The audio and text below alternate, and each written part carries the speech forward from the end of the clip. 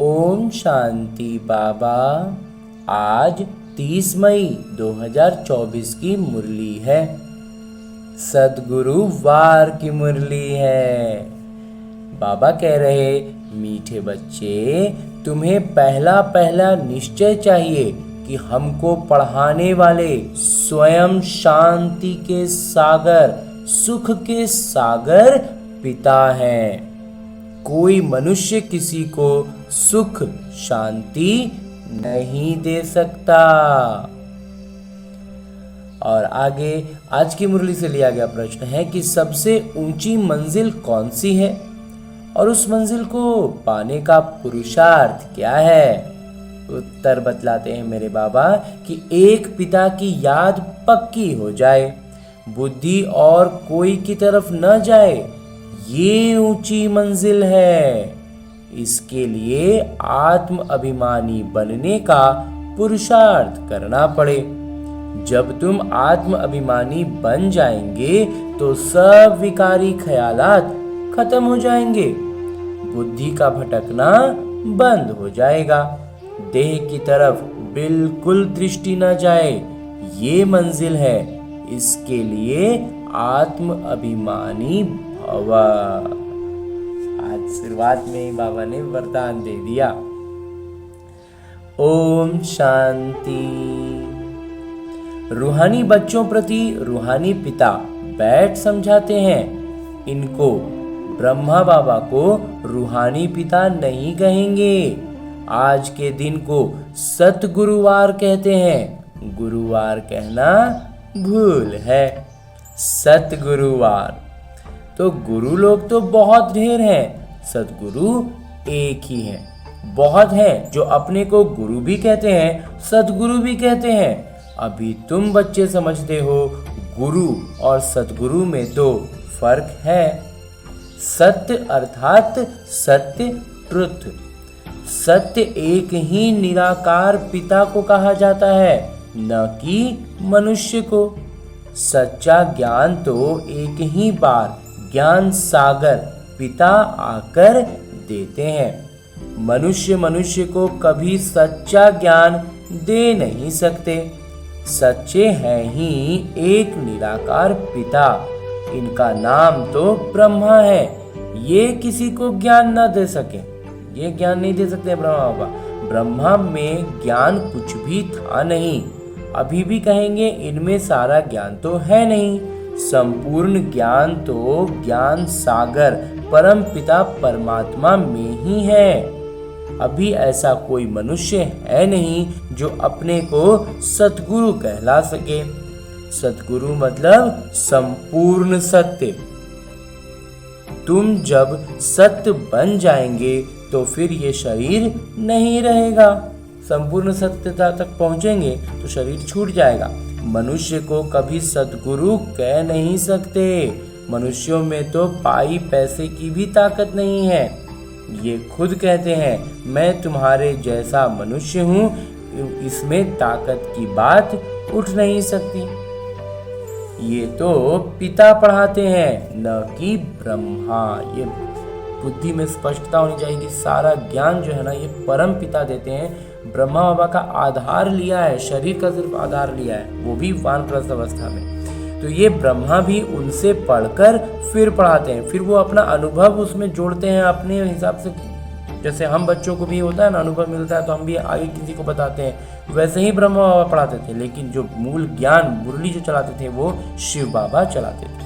तो तुम ब्रह्मा कुमार कुमारियाँ कहलाने वाले भी परम पिता परमात्मा सतगुरु से पढ़ते हो। तुमको उनसे ताकत मिलती है। ताकत का मतलब ये नहीं कि कोई को घूसा मारो तो गिर पड़े, नहीं। ये है रूहानी ताकत जो रूहानी पिता द्वारा मिलती है। याद के बल से तुम शांति को पाते हो और पढ़ाई से तुमको सुख मिलता है। याद में रहेंगे तो पिता से शांति मिलेगी और पढ़ाई अच्छे से पढ़ेंगे तो स्वर्ग में पद अच्छा मिलेगा, सुख मिलेगा। तो जैसे और शिक्षक तुमको पढ़ाते हैं वैसे पिता भी पढ़ाते हैं। बाबा भी हमको वैसे ही पढ़ा रहे हैं, ये भी पढ़ते हैं, छात्र हैं। और ब्रह्मा बाबा जो हैं वो भी पढ़ते हैं, वो भी छात्र हैं। देहधारी जो भी हैं वो सभी छात्र हैं। बाबा को तो देह है नहीं, परमपिता को तो कोई शरीर है नहीं, वो निराकार है, वहीं आकर पढ़ाते हैं। जैसे और छात्र पढ़ते हैं वैसे तुम भी पढ़ते हो, वैसे ही हम भी पढ़ते हैं, ब्रह्मा भी वैसे ही पढ़ते हैं। इसमें मेहनत की बात नहीं, इसमें समय हमेशा, इसलिए बाबा कहते हैं कि पढ़ने समय हमेशा ब्रह्मचर्य में रहते हैं। ब्रह्मचर्य में पढ़कर जब पूरा करते हैं तब बाद में विकार में गिरते हैं। यहाँ पे परंपरा जो होती थी, क्या होता था, जब छात्र जीवन था तो पूरी तरह से ब्रह्मचर्य में रहते थे, फिर बाद में गृहस्थ में जाते थे, शादी विवाह होता था, तो बाबा कहते हैं बाद में विकार में गिरते थे। लेकिन पढ़ाई के समय तो रहते थे ब्रह्मचर्य में ना, तो अभी हमें बाबा अलौकिक पढ़ाई पढ़ा रहे हैं तो हमें तो ब्रह्मचर्य में ऐसे भी रहना चाहिए। तो मनुष्य जैसे ही दिखने में आते हैं, कहेंगे ये फलाना आदमी है, ये LLB है, ये फलाना ऑफिसर है, पढ़ाई पर टाइटल मिल जाता है, शक्ल तो वही है तो वो आदमी ही। उस जिस्मानी पढ़ाई को तो तुम जानते हो, साधु संत आदि जो शास्त्र पढ़ते पढ़ाते हैं उनमें कोई बड़ाई नहीं है, उससे कोई को शांति तो मिल नहीं सकती, खुद भी शांति के लिए धक्के खाते हैं। जंगल में अगर शांति होती तो फिर वापस क्यों लौटते? मुक्ति को तो कोई पता नहीं, मुक्ति का तो पता नहीं, जंगल जाते हैं फिर लौट आते हैं। तो जो भी अच्छे अच्छे नामी ग्रामी राम कृष्ण परमहंस आदि होकर गए हैं वो भी सब पुनर्जन्म लेते लेते नीचे ही आए हैं। मुक्ति, जीवन मुक्ति का कोई को भी पता नहीं, तमो प्रधान बनना ही है। अभी सब की अवस्था तमो प्रधान है, इसलिए किसी को पता नहीं रहेगा, देखने में तो कुछ नहीं आता। जैसे कोई वकील है, कोई डॉक्टर है तो शकल से थोड़ी दिखता है, वैसे ही बाबा कहते हैं कि ऐसे थोड़ी पता चलेगा, लेकिन तमो प्रधान तो सब है, देखने में कुछ नहीं आएगा। कोई से पूछो तुमको गुरु से क्या मिलता है तो कहेंगे शांति मिलती है, परंतु मिलता कुछ भी नहीं, शांति का अर्थ ही नहीं जानते। अभी तुम समझते हो बाबा ज्ञान के सागर हैं और कोई साधु संत गुरु आदि शांति के सागर हो न सके। मनुष्य किसी को सच्चा शांति दे नहीं सकते। तुम बच्चों को पहले पहले तो निश्चय करना है, शांति के सागर एक पिता है जो हमको पढ़ाते हैं। सृष्टि का चक्र कैसे फिरता है वो भी पिता ने समझाया है। मनुष्य को कभी सुख शांति दे नहीं सकते। ये ब्रह्मा उनका रथ है। तो सामने से लौकिक में तो ये दिखता था कि ये जो ब्रह्मा बताते हैं पढ़ा रहे हैं, तो शिव बाबा ने कहा कि ये तो सिर्फ रथ है, तुम्हारे जैसे छात्र ही हैं, ये भी गृहस्थ व्यवहार में रहने वाले थे, तो सिर्फ पिता को अपना रथ लोन पर दिया है, सो भी वानप्रस्थ अवस्था में। तुमको समझाने वाले एक पिता हैं, वो पिता कहते हैं सबको निर्विकारी बनना है। जो खुद नहीं बन सकते तो फिर अनेक प्रकार की बातें करेंगे, गालियां भी देंगे। समझते हैं हमारा जन्म जन्मांतर का भोजन तो पिता का वर्षा मिला हुआ है, वो छुड़ाते हैं। अब छुड़ाते तो वो बेहद के पिता है ना, इनको भी उसने छुड़ाया। बच्चों को भी बचाने की कोशिश की, जो निकल सके उनको निकाला। अब तुम बच्चों की बुद्धि में है कि हमको पढ़ाने वाला कोई मनुष्य नहीं है, सर्वशक्तिवान एक ही निराकार पिता को कहा जाता है और किसी को कहा नहीं जाता। वही तुमको ज्ञान दे रहे हैं, बाबा ही तुमको समझाते हैं। ये विकार तुम्हारा सबसे बड़ा दुश्मन है, इनको छोड़ो। फिर जो नहीं छोड़ सकते वो कितना झगड़ा करते हैं। माताएं भी कोई कोई ऐसी निकल पड़ती हैं जो विकार के लिए बड़ा हंगामा करती हैं। अभी तुम हो संगम युग पर, ये भी कोई नहीं जानते कि ये पुरुषोत्तम संगम युग है। बाबा कितना अच्छी रीति समझाते हैं। बहुत हैं जिनको पूरा निश्चय है, कोई को सेमी निश्चय है, कोई को 100%, कोई को 10% भी है। अब भगवान श्रीमत देते, बच्चे मुझे याद करो, ये है पिता का बड़ा फरमान। निश्चय हो तब तो उस फरमान पर चले ना। बाबा कहते हैं, मेरे मीठे बच्चों, तुम अपने को आत्मा समझ बाबा को याद करो। इनको याद नहीं करना है, शिव पिता को याद करना है, शिव बाबा को याद करना है, ब्रह्मा बाबा को याद नहीं करना है। उनका सिर्फ अनुसरण करना है कि कैसे वो लौकिक जीवन में जीते हुए उन्होंने ज्ञान में ऊंचाई हासिल की। मैं नहीं कहता, बाबा मेरे द्वारा तुमको कहते हैं। ब्रह्मा बाबा कह रहे हैं, मैं नहीं कह रहा हूँ कुछ भी, सब उनके शरीर द्वारा शिव बाबा कह रहे हैं। तो जैसे तुम बच्चे पढ़ते हो तो ये भी पढ़ते हैं। ये सब छात्र हैं, पढ़ाने वाले एक शिक्षक हैं, वो सब मनुष्य पढ़ाते हैं। और लौकिक दुनिया में जो भी है वो क्या है, वो मनुष्य ही मनुष्य को पढ़ाते हैं। तो यहाँ तो तुमको ईश्वर पढ़ाते हैं। तुम आत्माएं पढ़ती हो, तुम्हारी आत्मा फिर पढ़ाती है। इसमें बहुत आत्म अभिमानी बनना है, आत्मा में निश्चय होकर के उस अवस्था में रहने का पुरुषार्थ करना है। बैरिस्टर इंजीनियर आत्मा ही बनती है, आत्मा को अब देह अभिमान आ गया। जैसे ही पद ले लिए, हम बैरिस्टर हैं, हम डॉक्टर हैं, हम इंजीनियर हैं, तो फिर देह अभिमान में फंस गए। आत्माभिमानी के बदले देह अभिमानी बन पड़े हैं। होना चाहिए था हमें आत्माभिमानी, बन गए हैं देह अभिमानी, शरीर का भान में रहते हैं। तो जब आत्मा आत्माभिमानी हो तब विकारी नहीं कहला सकते। जैसे ही आत्माभिमानी होंगे ना, फिर विकारी हम नहीं कहलाएंगे। उनको कभी विकार ख्याल भी नहीं आ सकता, ख्यालों में भी कभी विकार नहीं आएगा। तो देह अभिमान से ही विकारी ख्याल आते हैं। फिर विकार की ही दृष्टि से देखते हैं। जब देह अभिमान में रहेंगे तो दृष्टि भी विकारी हो जाती है, फिर जिसको भी देखेंगे विकार ही बुद्धि में चलेगा। तो देवताओं की विकारी दृष्टि कभी हो ही नहीं सकती। ज्ञान से फिर दृष्टि बदल जाती है, ज्ञान में स्पष्टता आने लगती है तो दृष्टि बदल जाती है। सतयुग में ऐसे थोड़े ही प्यार करेंगे, डांस करेंगे, वहाँ प्यार करेंगे, परंतु विकार की बांस नहीं होगी। जन्म जन्मांतर विकार में गए हैं तो वो नशा बहुत मुश्किल उतरता है। 63 जन्मों का नशा है, तो इतना आसानी से तो नहीं उतरेगा। बाबा निर्विकारी बनाते हैं तो कई बच्चियां बिल्कुल मजबूत हो जाती हैं। बस हमको तो पूरा निर्विकारी बनना है। हम अकेले थे, अकेले ही जाना है।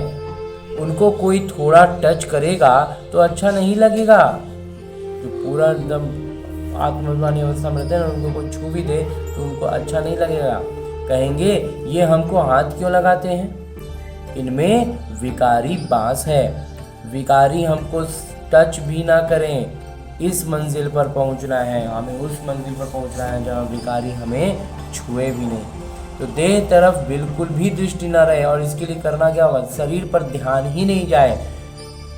इतना ऊंचा अवस्था में आना है ना कि कोई सामने आया और गया तो हमें बस ये मालूम चले कि एक आत्मा आई थी, वो स्त्री था कि पुरुष था ना, वो भी पता ना चले। इस अवस्था में जाना है। बाबा कहते हैं यही मंजिल है। वो कर्मातीत अवस्था अभी बनानी।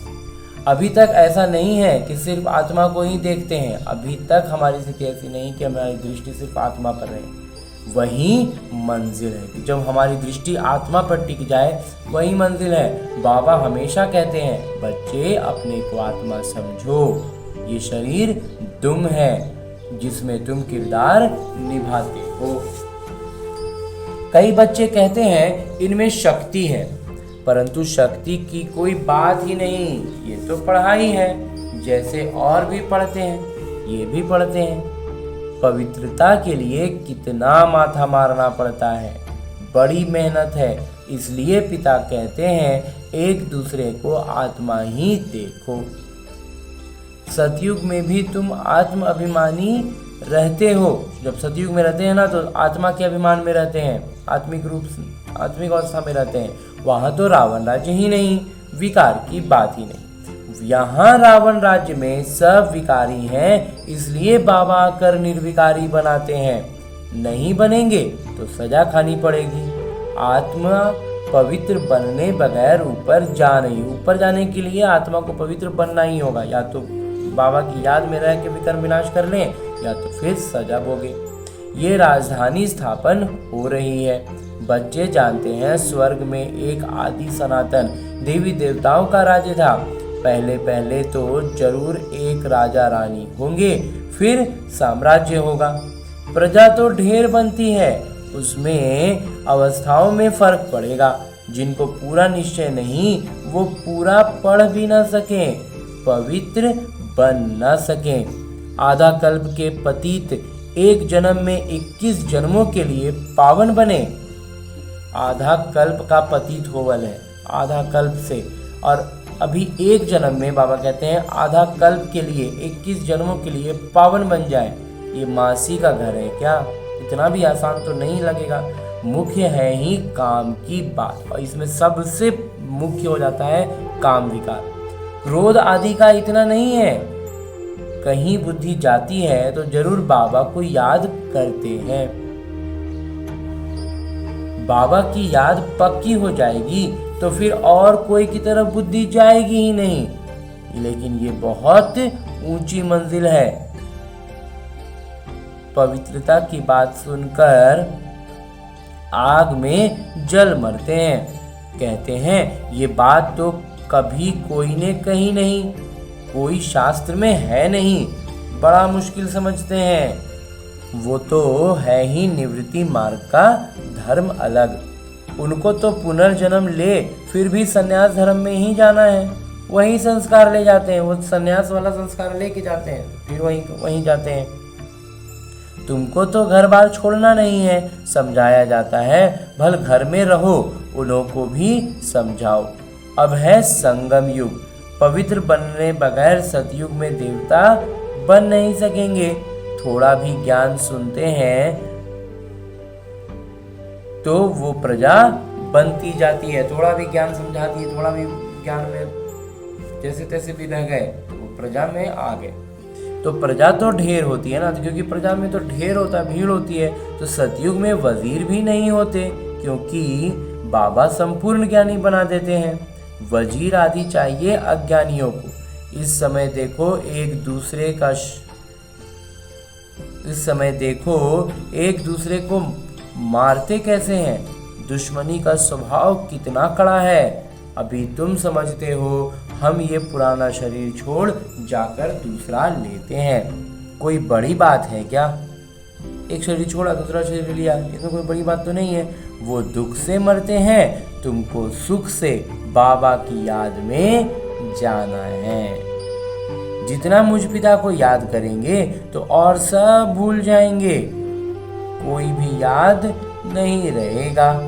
परंतु ये अवस्था अभी तब हो जब पक्का निश्चय हो। लेकिन ये अवस्था बाबा कहते हैं कब होगा? जब निश्चय पक्का हो। निश्चय नहीं तो याद भी ठहर नहीं सकती।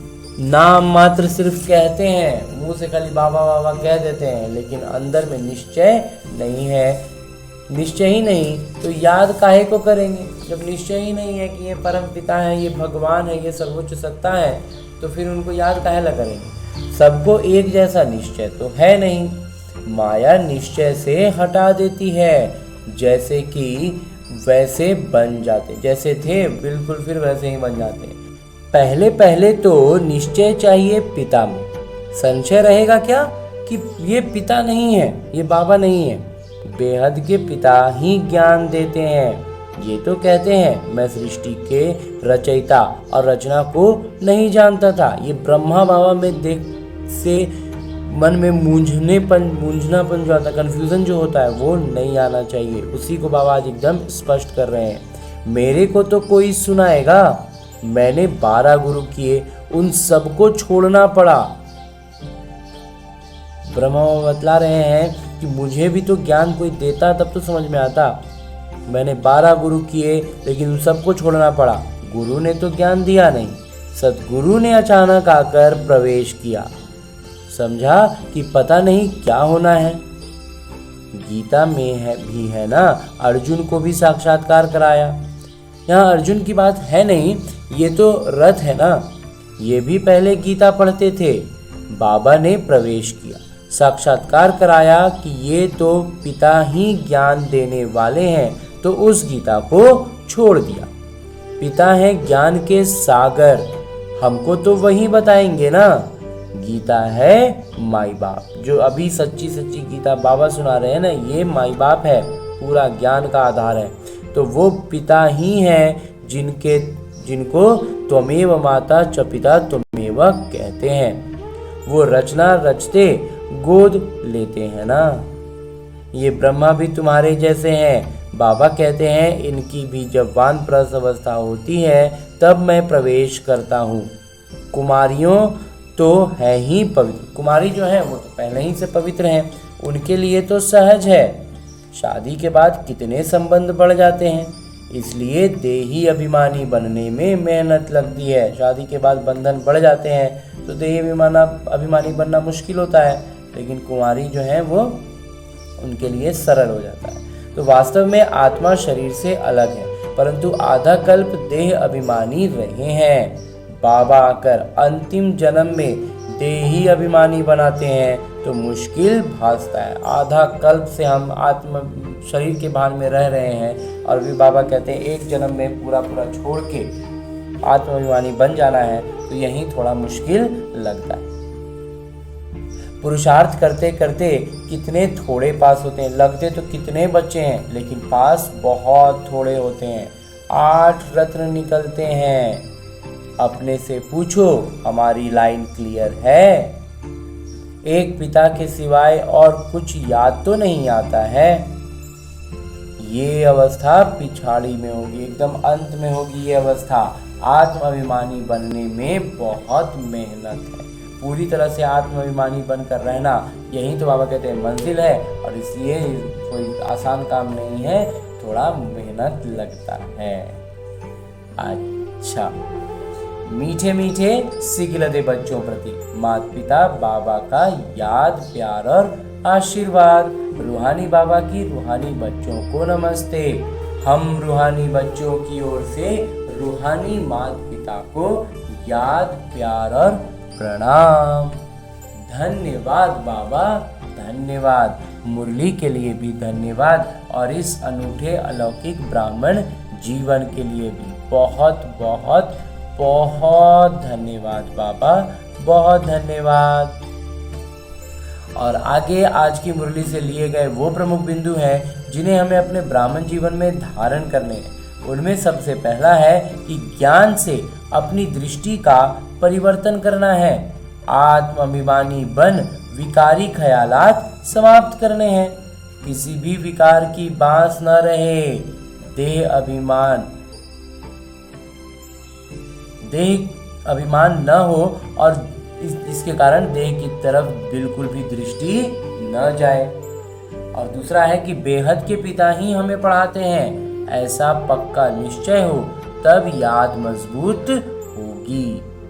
ध्यान रहे माया निश्चय से जरा भी हिला न दे। निश्चय को हिला दिए ना तो फिर सारा कुछ गड़बड़ा जाएगा। निश्चय एकदम पक्का।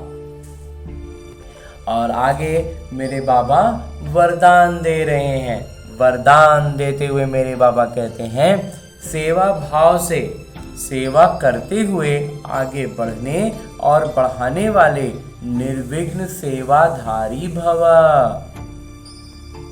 सेवा भाव सफलता दिलाता है। सेवा में अगर अहम भाव आ गया तो उसको सेवा भाव नहीं कहेंगे।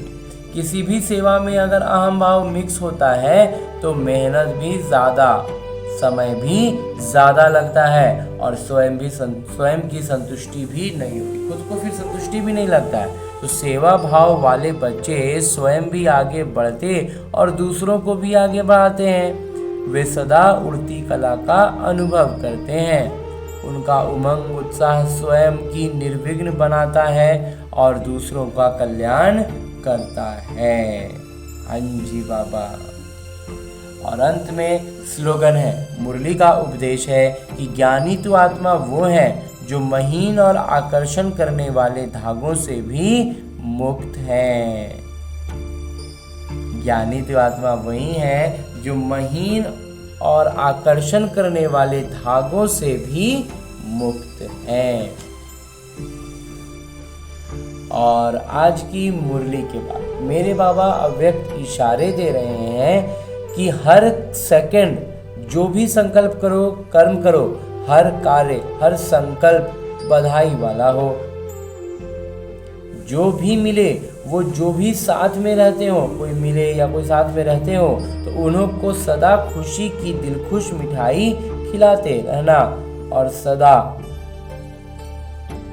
खुशी में मन से नाचते रहना और सेवा में सभी की खुशी का खजाना भर भर के बांटते रहना। अंजी बाबा। अच्छा, ओम शांति। उलझन में उलझता रह न जाए,